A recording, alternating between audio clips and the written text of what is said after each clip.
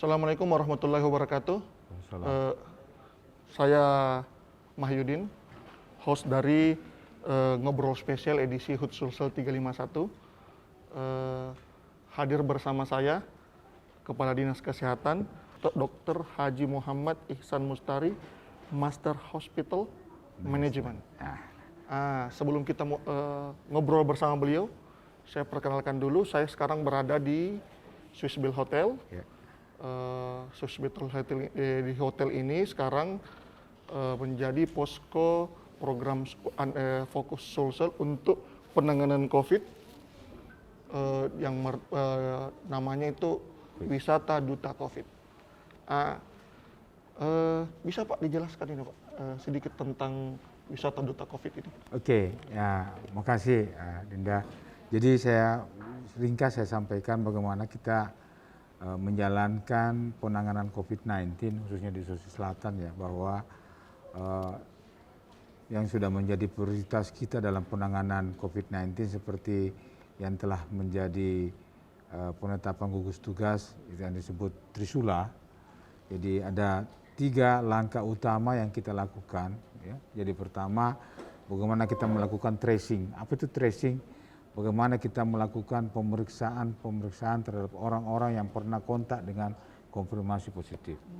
Setelah itu ini masif ya. Kemudian kita melakukan agresif testing. Jadi testing kita lakukan dengan agresif, dengan kalau bisa kita memperbanyak itu supaya kita tentu bisa mendapatkan orang yang positif.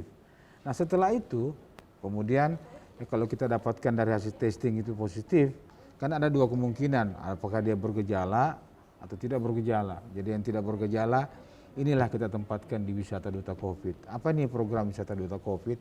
Adalah sebuah tempat di mana kita melakukan isolasi terpusat.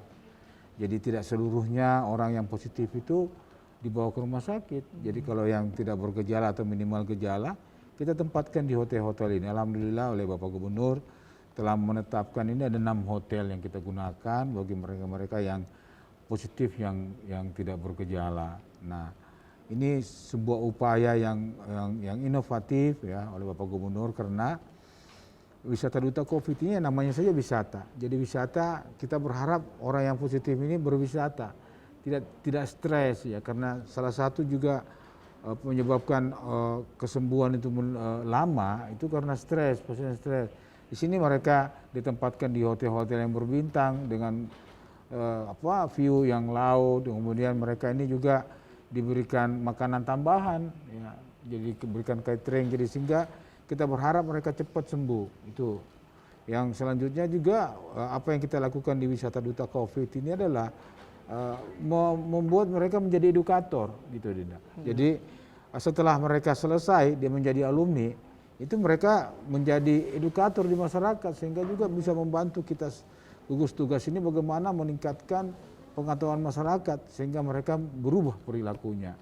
Apa berubah perilaku? Mereka patuh kepada protokol kesehatan. Sekira ini secara umum saya sampaikan. Alhamdulillah saat ini kurang lebih 5.000-an alumni Duta COVID sekarang yang sudah ada di masyarakat. Dan mereka ini tersebar karena para peserta Wisata Duta COVID ini kan dari kabupaten.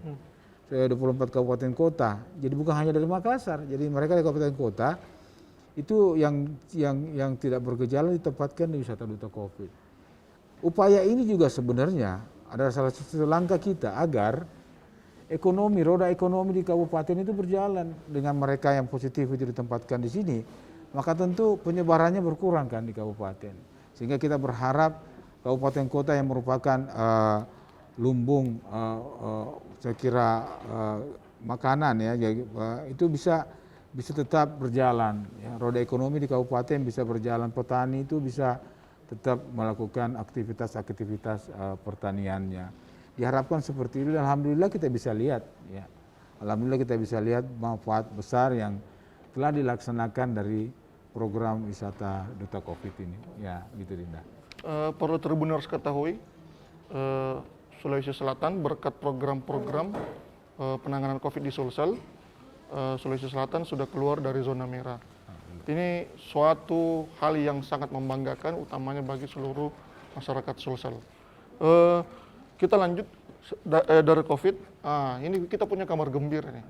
Sulsel di bulan ini, tepatnya 19 Oktober, itu merayakan hari jadinya atau ulang tahunnya ke-351, Pak. Iya. Pak, bisa dijelaskan ini sedikit, Pak, soal persembahan Dinkes nih, hingga usia Sulsel ke-351 ini. Apa saja, Pak? Ya, jadi saya perlu sampaikan, saya kira mengenai apa yang menjadi sumbangsi Dinas Kesehatan, ya saya kira bukan Dinas Kesehatan sendiri ya. Kalau kita mau bicara tentang kesehatan, itu adalah hasil kolaborasi dari semua sektor terkait.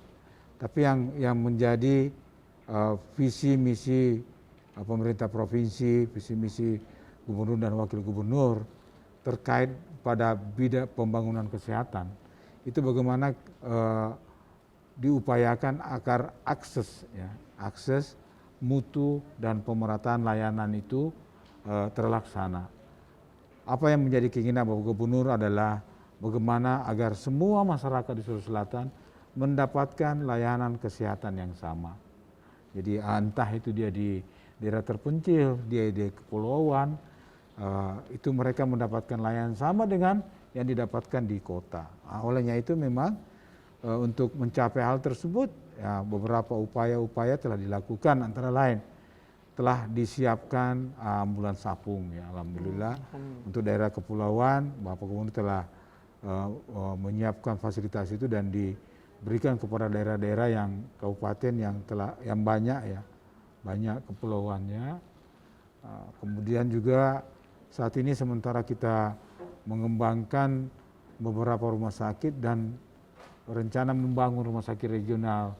Ini lebih daripada bagaimana agar akses layanan itu bisa lebih meningkat. Apa yang dimaksud dengan akses adalah bagaimana masyarakat itu mendapatkan layanan dengan cepat. Dengan kita membangun regionalisasi rumah sakit di kabupaten, maka masyarakat tidak harus lagi ke Makassar, gitu kan?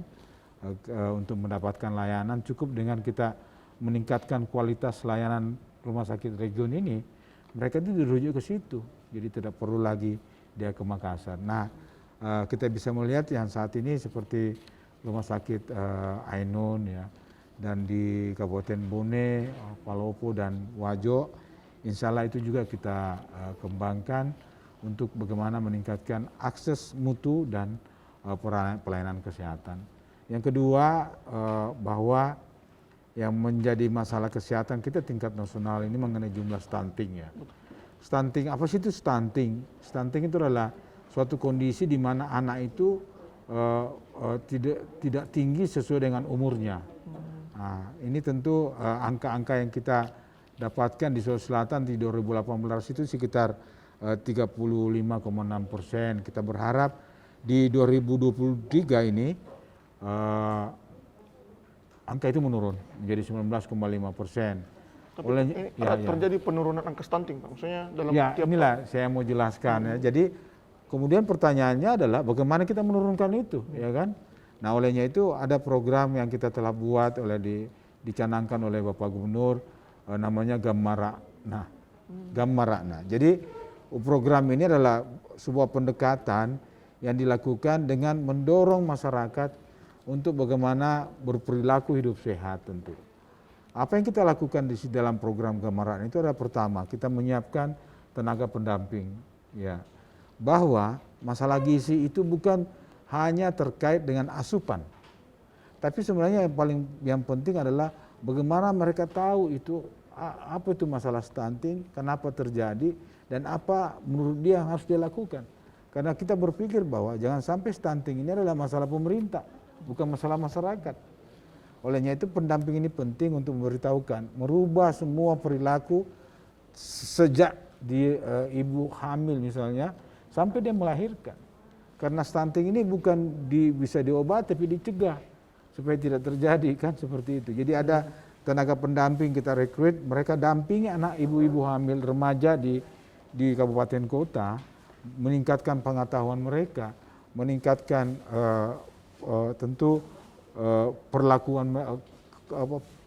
mereka, ya, perilaku mereka agar betul-betul bisa mampu mengatasi stunting ini dengan tentu mengubah perilaku dan asupannya. Saya kira itu deh. Ya.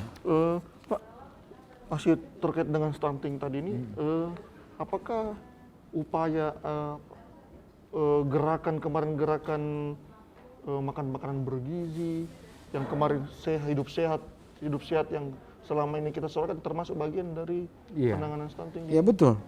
Ya, tapi germas ya istilahnya. Germas ya, gerakan masyarakat hidup sehat. Jadi terkait dengan stunting ini saya sampaikan tadi bukan hanya terkait dengan asupan, ya.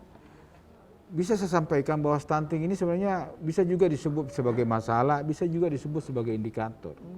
Pertama, dia sebagai indikator terhadap bagaimana komitmen daerah, bagaimana komitmen kepala daerah, semua pihak terkait bagaimana untuk menurunkan angka stunting ini. Karena stunting ini tidak hanya terkait dengan asupan seperti saya sampaikan tadi, juga bagaimana kesiapan fasilitas-fasilitas sanitasi, ya. Itu karena mempengaruhi tingkat kesehatan ibu. Bagaimana pemeriksaan kesehatan yang selama ini dilakukan oleh fasilitas kesehatan. Bagaimana ketahanan pangan misalnya melakukan upaya-upaya agar memang ketersediaan makanan juga itu ada. Karena jangan sampai juga ada ibu sudah tahu bagaimana apa yang harus dia makan tapi tidak tersedia, kan gitu. Oke, jadi semua pihak harus terlibat dalam bagaimana melakukan penurunan angka stunting ini sehingga betul-betul bisa kita tentu memperbaiki kondisi anak, ya. Yang penting lagi stunting ini tidak hanya terkait dengan pendeknya orang anak tidak sesuai dengan umurnya, tapi terkait dengan kecerdasan. Jadi itu sangat berhubungan antara itu adalah indikator sebenarnya berhubungan dengan kecerdasan, kecenderungan bahwa anak stunting itu tingkat kecerdasannya rendah. Itu kita tidak harapkan generasi 20 tahun ke depan adalah generasi dari Sulawesi Selatan dengan kondisi kecerdasan yang rendah. Kita berharap kita menghadirkanlah generasi-generasi yang tentu yang bisa menangani persoalan-persoalan yang lebih besar di 20 tahun ke depan. Gitu. Ini setelah kita yang stunting, germas dan sebagainya telah perlu Tribun harus ketahui beberapa tahun terakhir itu telah digaungkan pemerintah Provinsi Sulsel melalui Dinas Kesehatan. Nah, di HUT Sulsel ke-351 ini tentu Dinkes menyiapkan program strategis lain nih, hanya untuk lebih maksimal dalam mencapai target-target yang telah dilakukan. Pak, kalau boleh tahu nih Pak, misi Dinkes ke depan ini Pak, di HUT Sulsel ke-351 ini.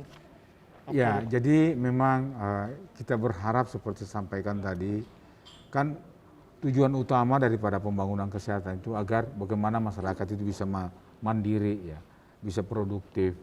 Jadi untuk bisa masyarakat bisa mandiri dan produktif, ya paling tidak minimal kita tingkatkan pengetahuan mereka, ya, tentang kesehatan. Mereka bisa mandiri, maknanya itu adalah mereka bisa menyelesaikan masalah kesehatannya sendiri, ya kan? Mereka bisa produktif. Orang bisa produktif kalau kondisi kesehatannya baik. Nah, olehnya itu memang ke depan ini kita seperti yang saya sampaikan tadi, selain bagaimana akses, bagaimana pemerataan layanan, tentu juga yang penting adalah bagaimana kita meningkatkan mutu layanan. Saat ini kita sudah masuk juga di era revolusi industri yang tentu mendorong penggunaan teknologi supaya layanan kita bisa cepat, bisa tepat, dan bisa safety. Saya mendorong semua layanan-layanan kita itu akan lebih banyak pada penggunaan teknologi. Salah satunya yang kita ingin kembangkan ke depan ini namanya Bidan Menyapa. Jadi Bidan Menyapa tentu menggunakan aplikasi, ya. Bahkan juga bagaimana kita melakukan layanan gawat darurat, ya, siaga bencana, kita menggunakan aplikasi. Banyak contoh yang kita bisa lihat selama ini pengguna aplikasi yang mempermudah kebutuhan kita, dan itu yang akan kita kembangkan ke depan. Demikian pula dengan bagaimana kita melakukan surveillance, menggunakan aplikasi ya yang ada yang akan kita kembangkan, itu juga insya Allah akan akhirnya menuju kepada bagaimana akses layanan yang baik ya, kemudian mutu layanan yang baik dan terjadi pemerataan layanan. Itu yang akan kita kembangkan ke depan ya. Oh, masih dalam hal layanan ini Pak. Ya. Ini layanan selain dari penggunaan era digital ini, layanan digital, apa ada langkah untuk dalam hal penanganan COVID, apa masih ada apa?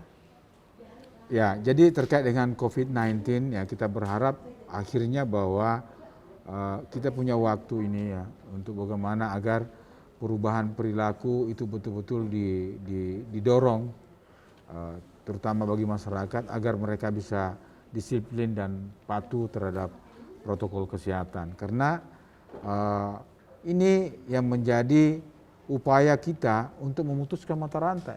Ya. Memutuskan mata rantai. Perlu saya sampaikan bahwa virus itu tidak bergerak. Kalau ada orang yang positif, maka berarti itu menandakan pergerakan orang di situ tinggi. Hanya karena orang itu saling berhubungan menyebabkan virus itu bisa menyebar. Nah, olehnya itu memang kita semua dalam memutuskan mata rantai ini tujuan akhirnya bagaimana perilaku masyarakat berubah. Perilaku menjadi kebiasaan untuk menggunakan masker, kebiasaan untuk mencuci tangan, dan kebiasaan kita untuk selalu menjaga jarak. Nah, terkait dengan layanan secara umum, selain penggunaan teknologi yang kita ingin kembangkan, ke depan ini kita mendorong peningkatan capacity building, kemampuan para tenaga kesehatan kita yang tentu agar bisa melakukan komunikasi, melakukan hubungan komunikasi dengan masyarakat dengan baik. Ya. Jadi tidak hanya bagaimana mereka menjalankan standar-standar layanan, tapi performance mereka itu tentu kita harapkan juga bisa lebih baik. Karena saat ini dengan semakin meningkatnya teknologi, tentu masyarakat sudah semakin tahu layanan bagaimana yang seharusnya dia dapatkan. Dengan komunikasi yang baik tentu ini bisa menyelesaikan tentu persoalan-persoalan yang layanan yang biasanya terjadi di fasilitas kesehatan. Saya kira itu. Pak, intervensi ini kan masih geliat-geliat Dinkes terus menekan upaya Dinkes menekan COVID. Sejauh ini kan sudah terlihat termasuk wisata duta COVID ini. Sejauh ini Pak, kalau yang untuk penanganan di tengah masyarakat, apa saja intervensi Dinkes yang telah dilakukan Pak? Oke, jadi sebelum saya jawab, Dinda, saya perlu sampaikan kalaupun ada kebaikan yang kita dapatkan dari apa yang kita lakukan selama ini di Sulawesi Selatan, bukan hanya pekerjaan dinas kesehatan. Ya, jadi apa kebaikan yang kita dapatkan hasilnya sekarang ini adalah kolaborasi ya semua pihak yang dipimpin oleh Bapak Gubernur. Jadi TNI Polri, ya pimpinan dari Pak Kapolda, Pak Pangdam, teman-teman dari lintas sektor terkait, Satpol PP, dari Kominfo, dari masyarakat, dari tokoh agama, inilah yang menjadi potensi alhamdulillah kita di Sulawesi Selatan, sehingga kalau bisa dibilang ada kebaikan yang kita dapatkan sekarang itu sangat karena kolaborasi. Nah, terkait apa yang kita lakukan selanjutnya, saya kira memang pada akhirnya saya bisa sampaikan bahwa berbicara dengan kesehatan, kita itu sangat memerlukan keterlibatan masyarakat karena untuk pemecahannya tentu diperlukan keterlibatan masyarakat. Sama dengan COVID-19 ini, bahwa sangat penting itu kita bagaimana ikut berperan dalam di saat dilakukan pemeriksaan kontak ya. Itu disebut kita istilahnya tracing ya, tracing. Kita berharap jangan takut diperiksa ya, periksa swab, karena itulah satu-satunya cara kita untuk memisahkan. Karena kita kan tidak tahu ya siapa di antara kita ini yang positif, karena banyak tidak bergejala.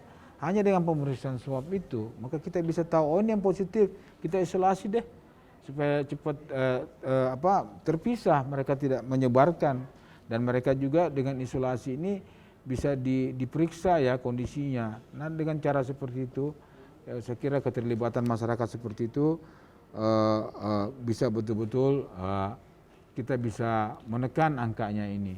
Apa yang kami istilahkan di sini adalah bagaimana kita menciptakan behavioral immunity, imunitas yang berdasarkan perubahan perilaku. Perilaku masyarakat. Memang kita berharap bahwa dalam perubahan perilaku ini kan tidak hanya bagaimana mendorong mereka tahu apa ini COVID, tapi kita mendorong juga mereka untuk mau menjalankan protokol kesehatan. Yang ketiga, bagaimana mendorong mereka untuk mampu menjalankannya. Jadi semua pendekatan ini kita lakukan. Gitu. Ini saya masih menyinggung soal kata mau tadi Pak. Ini kalau persoalan mau ini biasanya agak berat. Cuman apa ada trik atau tips yang dilakukan Dinkes ini bersama kolaborasi teman-teman tadi? Oke, betul. Selama ini yang kita lakukan itu masih sebatas memberikan penyuluhan, sosialisasi, himbauan, kita membuat surat ke masyarakat untuk menjalankan protokol kesehatan. Nah, semua yang kita lakukan ini kan sebenarnya targetnya bagaimana mereka tahu, mereka sadar. Belum ada juga yang mau sih sebenarnya. Karena beberapa waktu yang lalu kita tepat melakukan survei ya di Sulawesi Selatan ini bagaimana terkait COVID-19. Itu ada sekitar 70% ya masyarakat sudah tahu mengenai COVID-19 ini. Mereka sudah tahu juga bagaimana mencegahnya dengan menjalankan protokol kesehatan. Tapi fakta kedua yang kita dapat adalah bahwa hanya sekitar 40-45% masyarakat mau. Nah ini ada gap, Ya, betul. ada gap. Nah inilah sehingga seperti yang ditanyakan tadi, lalu apa yang trik yang kita lakukan? Nah kita untuk mendorong orang mau menjalankan sebuah upaya-upaya pencegahan, termasuk bagaimana menjalankan protokol kesehatan ini adalah dua yang kita gunakan ya. Bagaimana menghadirkan tokoh masyarakat. Bukan tokoh masyarakat hadir ini untuk menyampaikan, menghimbau, tapi tokoh masyarakat sebagai role model. Dia mencontohkan bagaimana protokol kesehatan itu. Olehnya itu beberapa waktu yang lalu kita telah melatih 1.000 tokoh lintas agama. Mereka tidak hanya diberikan pengetahuan apa itu COVID-19, tapi kita minta mereka menjadi role model. Nah, semua alhamdulillah Ibu Gubernur Sulawesi Selatan juga memimpin bagaimana menjalankan protokol kesehatan sampai ke kampung-kampung ya alhamdulillah ya, bahkan membagi masker ya. Nah ini menghadirkan tokoh role model untuk apalagi kita tahu ya bahwa struktur sosial perilaku masyarakat Sulawesi Selatan itu kan kebanyakan follower. Betul. Ya kalau dia lihat tetangganya, dia lihat ustaznya pakai masker itu cenderung begitu. Kita di Sulawesi Selatan seperti itu. Maka penggunaan tokoh masyarakat bukan untuk menghimbau, tapi dia sebagai role model. Nah itu yang kita lakukan. Yang kedua ya paling tidak bahwa harus hadir regulasi harus hadir peraturan mendorong. Alhamdulillah saat sekarang ini telah jalan operasi justisi ya, tapi operasi justisi itu kita lakukan dengan pendekatan persuasif, tapi minimal itu mendorong orang, karena memang untuk mengubah kebiasaan memang harus sedikit-sedikit ditekan-tekan dengan peraturan untuk mau ya. Jadi tidak harus kita penyuluhan. Untuk mau ini memang dua pendekatan itu yang utama. Yang terakhir mengenai kemampuan. Nah disinilah intervensi masyarakat. Intervensi pemerintah.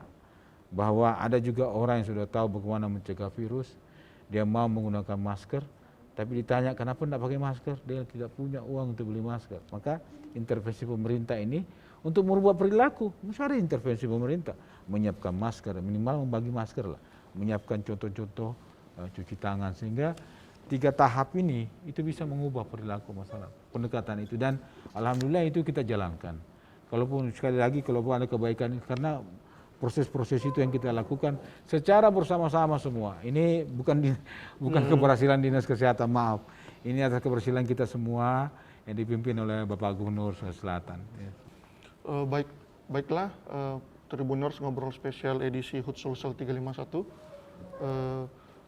Akhirnya kita berada di penghujung acara. Pak bisa minta saran, pesan buat Tribuners terkait COVID ini. Silakan. Ya, jadi di hari ulang tahun Sulawesi Selatan yang ke-351, kami mengharapkan masih tetap dalam suasana pandemi COVID-19 ini, kami mendorong masyarakat harus tetap disiplin ya, menggunakan masker ya, di mana saja dan kapan saja, bagaimana mencuci tangan di mana saja dan kapan saja dan selalu menjaga jarak. Apalagi di tahun 2020 ini ada perlihatan pilkada ya. Itu kita berharap semua teman-teman, ini namanya pesta demokrasi tapi pestanya harus terukur dengan tetap menjalankan protokol kesehatan. Saya kira ini yang bisa kami harapkan. Terima kasih. Tribuners, seperti yang disampaikan Pak Ihsan Mustari, pandemi COVID masih ada, terapkan protokol kesehatan. Sekian dari ngobrol spesial edisi HUT 351. Wassalamualaikum warahmatullahi wabarakatuh. Waalaikumsalam warahmatullahi wabarakatuh.